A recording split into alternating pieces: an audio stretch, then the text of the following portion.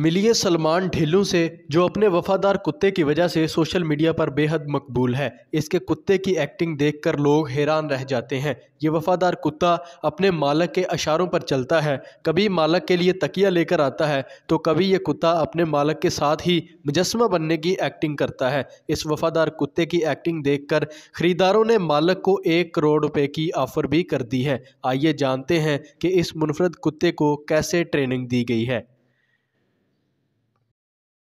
पाकिस्तान के एक ऐसे टिकटॉकर मेरे साथ मौजूद हैं जो अपने कुत्ते की वजह से वायरल हुए हैं। सोशल मीडिया के ऊपर इनकी काफ़ी फ़ैन फॉलोइंग है और टिकटॉक के ऊपर लोग इनको बहुत ज़्यादा पसंद करते हैं। आज इनसे बात करेंगे और पूछेंगे कि अपने कुत्ते को इन्होंने किस तरह ट्रेन किया है। फर्स्ट ऑफ ऑल ਤੁਹਾਨੂੰ ਦੱਸਣਾ ਚਾਹੁੰਦਾ ਪਿਆਰੇ ਬਾਈ ਕਿ ਇਹ ਇਹਨਾਂ ਅਸੀਂ ਨਾਮ ਰੱਖਿਆ ਰੋਕੀ अच्छा, ਤੇ ਸਾਰੀ ਦੁਨੀਆ ਵਾਲੇ ਇਹਨੂੰ ਰੋਕੀ ਦੇ ਨਾਮ ਤੋਂ ਜਾਣਦੇ ਆ ठीक है। ਕਿਉਂਕਿ ਅਗਰ ਅੱਜ ਤੁਸੀਂ ਵੀ ਇੱਥੇ ਇੰਟਰਵਿਊ ਲੈਣ ਵਾਸਤੇ ਆਏ ਹੋ ਕੁਝ ਫੀਡਬੈਕ ਲੈਣ ਆਏ ਹੋ ਤੇ ਇਸ ਦੀ ਵਜ੍ਹਾ ਤੋਂ ਹੀ ਆਏ ਹੋ ਨਾ हाँ ਤੇ जी, ਇਹਨਾਂ ਅਸੀਂ ਇੱਕ बिल्कुल। ਨਾਮ ਰੱਖਿਆ ਹੈ ਬੜਾ ਯੂਨੀਕ ਜਿਹਾ ਰੋਕੀ ਤੇ ਰੋਕੀ ਕਰਕੇ ਜ਼ਰਾ ਇਹਨੂੰ ਸੱਦਦੇ ਆ ਤੇ ਇਹ ਸਾਨੂੰ ਗਿਫਟ ਮਿਲਿਆ ਸੀ। अच्छा, ਹਾਂਜੀ ਤੇ ਫਿਰ ਇਹਨੂੰ ਤੁਸੀਂ ਖੁਦ ਟ੍ਰੇਨ ਕੀਤਾ ਸਾਰਾ? ਜੀ ਪਿਆਰੇ ਬਾਈ ਨੂੰ ਮੈਂ ਖੁਦ ਟ੍ਰੇਨ ਕੀਤਾ। ਕਿੰਨੀ ਦੇਰ ਲੱਗੀ ਇਹਨੂੰ ਟ੍ਰੇਨ ਕਰਨ 'ਚ? ਇਹ ਨਾ ਹਰ ਵੀਡੀਓ ਦੇ ਵਿੱਚ ਇੱਕ ਮੈਸੇਜ ਹੁੰਦਾ ਲੋਕਾਂ ਵਾਸਤੇ ਨਾ ਹਾਂਜੀ, ਇੱਕ ਲੋਕਾਂ ਨੇ ਰਿਅਲਾਈਜ਼ ਕਰਾਉਣਾ ਕਿ ਜਿਹੜਾ ਇਨਸਾਨੀ ਜਿਹੜੀ ਹੈ ਨਾ ਸਾਡੇ ਵਿੱਚ ਉਹ ਖਤਮ ਹੁੰਦੀ ਗਈ। ਬਿਲਕੁਲ। ਹੁਣ ਜਾਨਵਰਾਂ ਵਿੱਚ ਪਿਆਰ ਮੁਹੱਬਤ ਰਹਿ ਗਿਆ। ਹੂੰ, ਇੱਕ ਲੋਕਾਂ ਨੂੰ ਇੱਕ ਮੈਸੇਜ ਦੇਣ ਵਾਸਤੇ ਜਿਹੜੀ ਚੀਜ਼ਾਂ ਜਿਹੜੀ ਹੈ ਨਾ ਇਹਨੂੰ ਟ੍ਰੇਨ ਕੀਤਾ ਫਸਟ ਆਫ ਆਲ ਜਿਹੜੀ ਉਹ ਲੋਕਾਂ ਨੇ ਬੇਸ਼ੁਮਾਰ ਡੋਗਸ ਰੱਖੇ ਹੋਏ ਆ ਹੂੰ, ਠੀਕ ਹੈ ਪਰ ਇੰਨਾ ਟ੍ਰੇਨ ਨਹੀਂ ਕਰ ਸਕੇ।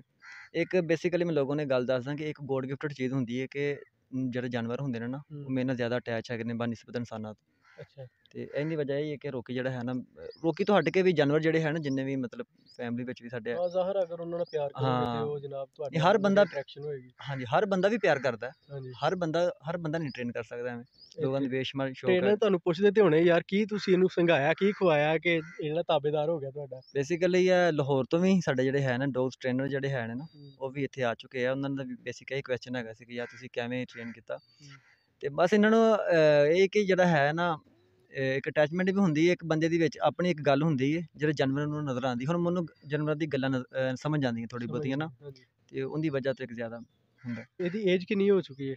ਇਹ ਪਿਆਰੇ ਭਾਈ ਇਹਦੀ ਜਿਹੜੀ ਏਜ ਹੈ 14 ਮਹੀਨੇ 14 ਮਾਹ ਜਿਹੜੇ ਹੈ ਇਹਦੀ ਏਜ ਹੋ ਚੁੱਕੀ। ਤੇ ਤੁਸੀਂ ਖੁਰਾਕ ਵਗੈਰਾ ਇਹਨੂੰ ਕੀ ਖਿਲਾਉਂਦੇ ਹੋ? ਉਹੀ ਜਿਹੜੀ ਨਾਰਮਲ ਜਿਹੜੀ ਘਰਾਂ 'ਚ ਅਸੀਂ ਖਾਂਦੇ ਆ ਮਤਲਬ ਅੱਛਾ। ਉਹੀ ਅਸੀਂ ਪਾਈ ਪਹਿਲੀ ਤੁਹਾਡੀ ਜਿਹੜੀ ਤੁਸੀਂ ਟਿਕਟੋਕ ਬਣਾਈ ਹੈ ਤੇ ਉਹਦੇ ਤੇ ਕੈਸਾ ਰਿਸਪੌਂਸ ਸੀ ਲੋਕਾਂ ਦਾ? ਅਲਹਮਦੁਲਿਲਾ ਮੇਰਾ ਸ਼ੁਰੂ ਤੋਂ ਹੀ ਨਾ ਇੱਕ ਅੱਛਾ ਰਿਸਪੌਂਸ ਰਿਹਾ। ਕੁਝ ਲੋਕ ਸੀ ਜਿਹੜੇ ਬੈਡ ਕਮੈਂਟ ਕਰਦੇ ਸੀ ਪਰ ਅਲਹਮਦੁਲਿਲਾ ਸ਼ੁਰੂ ਤੋਂ ਜਿਹੜਾ ਹੈ ਨਾ ਇੱਕ ਅੱਛੇ ਅੰਦਾਜ਼ ਨਾਲ ਅਸੀਂ ਚੱਲਦੇ ਆਏ ਹਾਂ। ਲੋਕ ਬੈਡ ਕਮੈਂਟਸ ਵੀ ਕਰਦੇ ਹੋਣਗੇ। ਹਾਂ ਅਕਸਰ ਲੋਕ ਇਹ ਗੱਲ ਕਹਿੰਦੇ ਨੇ ਕਿ ਯਾਰ ਜਿਸ ਘਰ ਨਾ ਮਤਲਬ ਡੋਗਸ ਹੋਣ ਉਸ ਘਰ ਰਹਿਮਤ ਦਾ ਫਰਿਸ਼ਤਾ ਵੀ ਨਹੀਂ ਆਉਂਦਾ ਹੂੰ, ਠੀਕ ਹੈ ਬਟ ਇੱਥੇ ਮਹਿਮਾਨ ਬੇਸਿਕਲੀ ਰੱਬ ਦੀ ਰਹਿਮਤ ਹੀ ਹੁੰਦੇ ਆ ਤੇ ਇੱਧਰ ਦਿਨ ਵਿੱਚ ਹਜ਼ਾਰਾਂ ਮਹਿਮਾਨ ਆਉਂਦੇ ਆ ਠੀਕ ਹੈ ਤੇ ਅੱਲਾਹ ਤਾਲਾ ਨੇ ਕੋਈ ਵੀ ਚੀਜ਼ ਬਗੈਰ ਮਕਸਦ ਵਾਸਤੇ ਪੈਦਾ ਨਹੀਂ ਕੀਤੀ ਹੈ। ਬਸ ਬਿਲਕੁਲ। ਲੋਕ ਜਿਹੜੇ ਹੈ ਨਾ ਐਵੇਂ ਗੱਲਾਂ ਕਰਦੇ ਰਹਿੰਦੇ ਆ। ਅੱਛਾ, ਤੁਸੀਂ ਇਹਨੂੰ ਛੱਡ ਕੇ ਕਿਤੇ ਬਾਹਰ ਵੀ ਚਲੇ ਜਾਂਦੇ ਹੋ? ਤੁਹਾਡੀ ਵੀਡੀਓ ਦੇ ਵਿੱਚ ਵੀ ਅਕਸਰ ਅਸੀਂ ਦੇਖਦੇ ਹਾਂ ਕਿ ਜਨਾਬ ਤੁਸੀਂ ਕਦੀ ਫੈਸਲਾਬਾਦ ਸ਼ਾਦੀ ਤੇ ਜਾ ਰਹੇ ਹੋ, ਕਦੀ ਕਿਤੇ ਜਾ ਰਹੇ ਹੋ, ਫਿਰ ਇਹਦੇ ਕੀ ਹਾਲਾਤ ਹੁੰਦੇ ਨੇ ਅਗਰ 3-4 ਦਿਨ ਤੁਹਾਨੂੰ ਸਟੇ ਕਰਨਾ ਪੈ ਜਾਵੇ ਕਿਸੇ ਆਊਟ ਆਫ ਸਿਟੀ?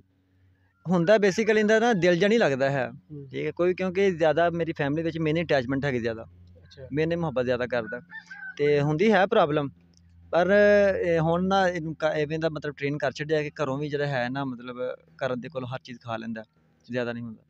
ਤੇ ਕੀ ਮੈਸੇਜ ਦੇਣਾ ਚਾਹੁੰਦੇ ਹੋ ਸਾਡੇ ਨਾਜ਼ਰੀਨ ਨੂੰ, ਦੇਖਣ ਵਾਲਿਆਂ ਨੂੰ, ਕਿ ਕੁੱਤੇ ਦੇ ਨਾਲ ਕਿਸ ਕਦਰ ਤੁਹਾਡਾ ਪਿਆਰ ਹੈ ਔਰ ਕੁੱਤੇ ਦਾ ਕਿਸ ਕਦਰ ਤੁਹਾਡੇ ਨਾਲ ਪਿਆਰ ਹੈ?